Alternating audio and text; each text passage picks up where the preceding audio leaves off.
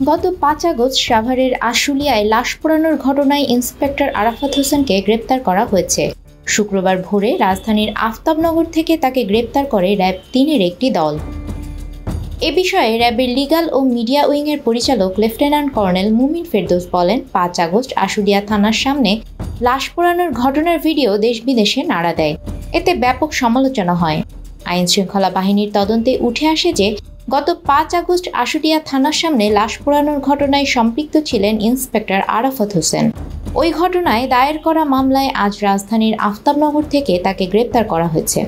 সামাজিক যোগাযোগ মাধ্যমে একটি ভ্যানে লাশের স্তূপ করছে পুলিশ, এমন একটি ভিডিও ভাইরাল হয়। ভিডিওতে থাকা দেয়াল, পোস্টার ও ঘটনাস্থল দেখে নিশ্চিত হওয়া গেছে এটি আশুলিয়া থানার সামনের ভিডিও। ভিডিওতে লাশের স্তূপ করা এক পুলিশ সদস্যকে দেখা যায়। পরে জানা যায় তিনি ঢাকা জেলা উত্তর গোয়েন্দা পুলিশের পরিদর্শক আরাফাত হোসেন। তার গ্রামের বাড়ি বরিশালে। প্রায় ২ বছর আগে ঢাকা জেলার গোয়েন্দা বিভাগে যোগ দেন তিনি। সেই ভিডিও ভাইরাল হওয়ার পর থেকে আত্মগোপনে চলে যান তিনি। বন্ধ ছিল মোবাইল ফোনও। নিউজ ডেস্ক, আমাদের সময়।